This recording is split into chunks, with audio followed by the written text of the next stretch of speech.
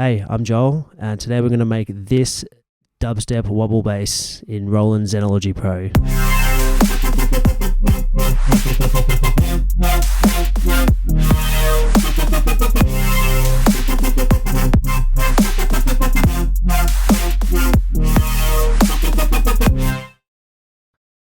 Alright, so I just got a MIDI clip here with the notes that I want, and I've got a drum loop from Vengeance Analog Drums 1, which is pretty old now. But yeah, so we open Zenology Pro, make sure we've got an initial tone selected. You can click the name, make sure all is selected on the left, all is selected on the right, and hit initial tone here. And then by default, it's going to sound like this. So the first oscillator, on the first partial, we're going to have it set to, we're going to click the name, we're going to go synth bass, and we're going to have it set to 602 sync or syn bass C. I think that's sync bass. I'm just going to solo that there. So that's the start of it. We're going to turn mono on and portamento on so it glides slightly between the notes. Just turn the portamento volume down a little bit there. If we go into the filter here, we select the Prophet 5 filter with a 24 decibel cutoff, and we bring the cutoff down, we bring the LFO. I'm just going to get rid of this master effects here. Zoom in. So we bring the amount of the filter sent to LFO 1. So we'll just fine tune the cutoff. This is going to change as we keep going, but we'll fine tune the cutoff and the LFO amount. I'm just going to go into oscillator here and turn the wave gain up. That's better. So we go back into the filter here, and if we go into LFO 1 here, we turn tempo sync on and key trigger. So tempo sync will sync it to the tempo, which is 140 by the way, because it's dubstep. And then key trigger will reinitialize the LFO every time a key is hit. So every time the key is hit, it'll start at the same relative point in the LFO. So what we're going to do now is we're going to change the rate to 1, so the LFO goes up, down, and back here every 1 bar. Yep. We will go to range control here, and in this matrix control, we're going to set. So this depends on if you have a hardware controller or not. If you have a hardware controller, you can just right-click a parameter here, learn MIDI CC, and then turn a knob. It will now control that parameter. And then if we right-click that, it'll say forget MIDI CC number, and then whatever number it happens to be. So the knob that I turned on my Novation Circuit Tracks here, which is connected to my computer and Ableton via USB, the knob CC value is number 28. So I'm actually going to forget that. So now if I go back to range control here, I can hit the source, which is, we'll go to CC 28.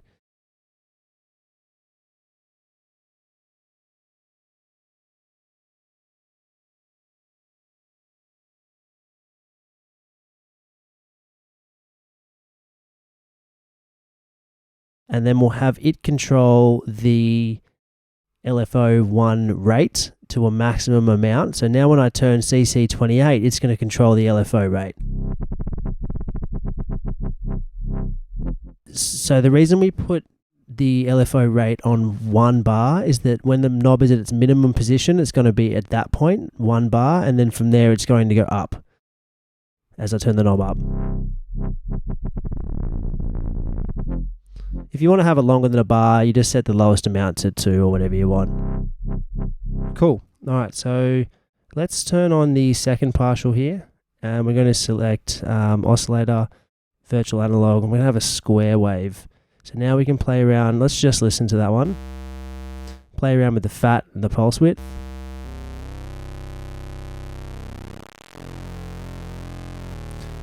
Okay, so what I'm going to do is I'm going to have the pulse width modulation depth LFO sent to LFO 2, and then if we go to LFO 2 on partial 2 here, and we hit tempo sync, key trigger, and we set it to 1 bar, the same as the LFO 1 on partial 1, and then if we go into the range control here, we make CC value 28, which is the same knob, controlling the LFO 2 rate, and turn that all the way up.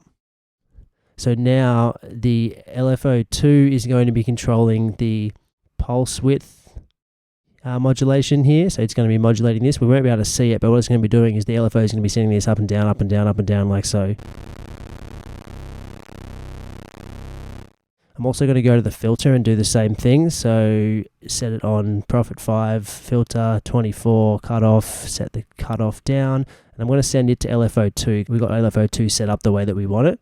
I'm also going to go into oscillator again and turn that wave gain up. I'm also going to go into pitch, and I'm going to turn the pitch of a partial 2 up an octave. Now playing the two partials together. It's kind of coming along. Now this is where it kind of gets fun. If we turn unison on, gives us that kind of chorusy effect. I think unison size 3 is pretty appropriate, and only a little bit of detuning. We don't need too much. But you can tune that all the way up and change the unison size if you like. But I like 3 and just a little bit of detune. We can always turn this up 2 octaves if we wanted.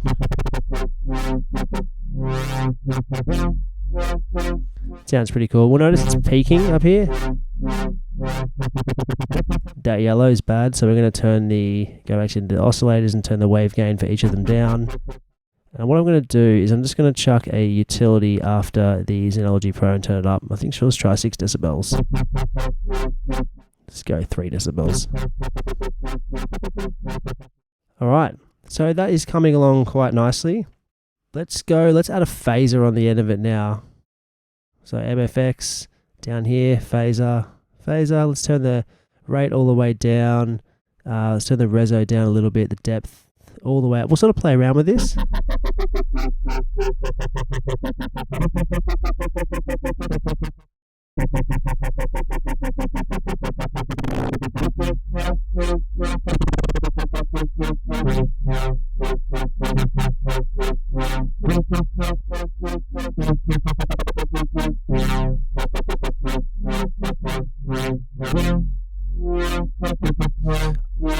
I'm just turning the knob on my Novation tracks, by the way, to change that rate. Alright, that's sounding pretty cool. Now let's, well, we can do a couple of things. I'm just going to close the Master FX window here by hitting Master FX, zooming back in. We could add a noise generator if we want by hitting partial 3, making sure noise is selected. Let's just listen to that. It's going to be pretty loud. So we'll turn that down.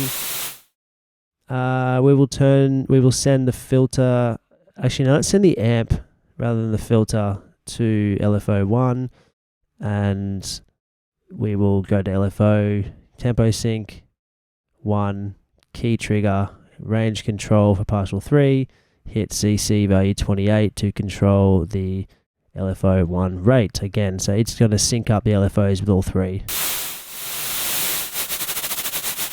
Let's go to amp slash EQ, turn it down a little bit.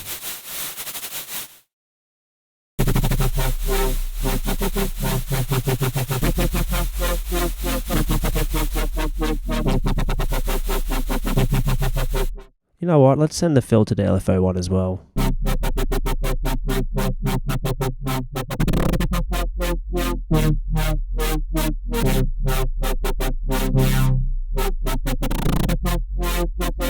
Cool. If we like, we can add another partial on top. You can just hit any sound that you want to sort of sit in that really high range. So let's go.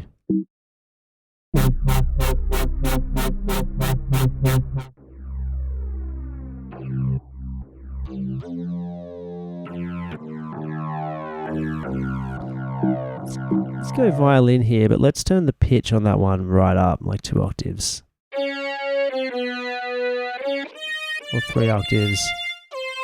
Let's go to oscillator. Let's set this. It doesn't have a stereo. Let's find one with an L with a left and a right. Let's go ensemble, strings, hit stereo. Cool. And let's do the same thing with the filter. Prophet 5, 24 down, LFO 1. Go to LFO, tempo sync, set the timing on 1, key trigger, range control, CC value 28 to control the rate on LFO 1. I am going to turn that one up quite a bit. Now listening to all of them together. See, we're still peaking up the top here, so I'm just going to turn everything down. Go to amp/EQ and sort of mix them a little bit.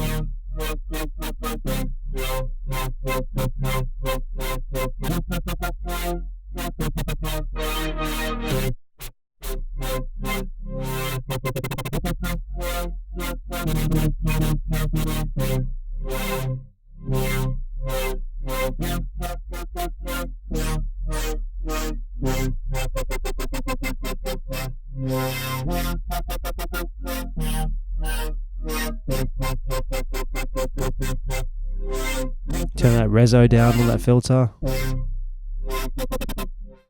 Let's change the staging of the phaser to 4. Make it a bit more tame.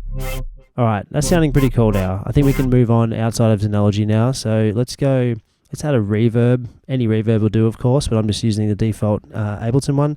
So we're going to turn pretty much everything down except the density, scale, diffuse, and reflect. Turn off all the filtering, spin, the chorus, and we'll play around with the dry wet.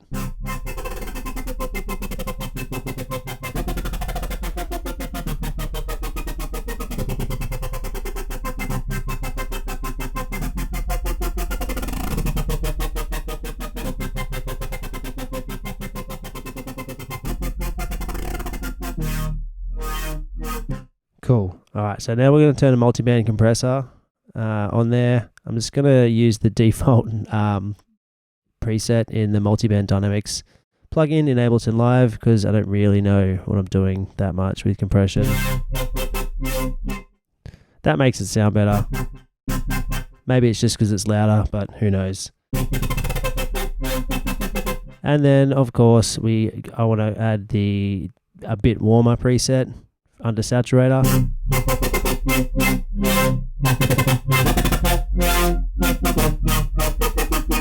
Now with the drums,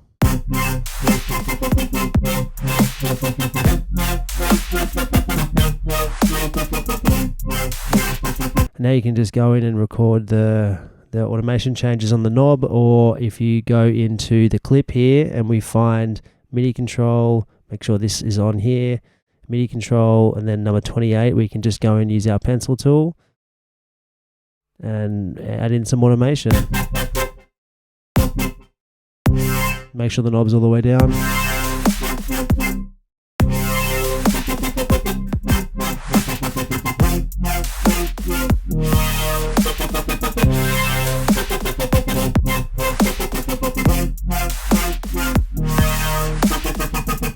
Sweet. Then if we want, if you want to have like a dedicated separate sub bass, because we could have taken out one of these partials in here and added a dedicated sub, but then we'll be getting the unison effect on it, plus the phaser, plus everything else. So we don't really want that. So we can do it in a couple of different ways. We can just add a new MIDI track in here and just find a sub bass that you like. The bass preset in Operator called Hip Hop Sub Bass is pretty fat, and then we can just take input from bass and it's going to have the sub bass.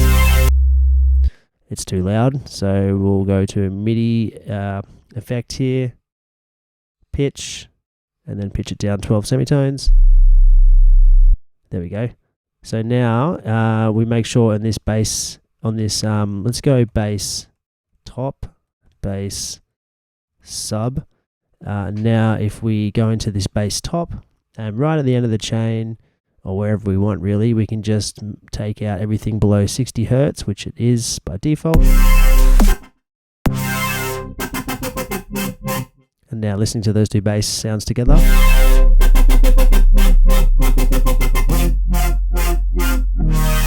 And of course, if we group those and just add, I'm a preset man, I'm not going to lie, if I just add like a low extender preset on that, and just hopefully, or even like, let's go punch and parallel instead.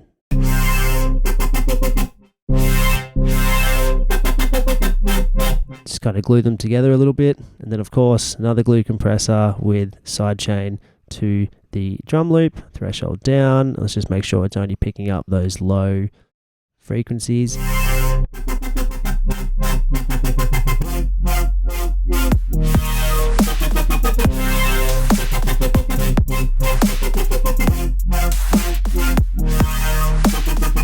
There you go. That sounds pretty cool. All right, that's how you make a dubstep wobble bass sound in Roland Zenology Pro software synth. Thanks for watching.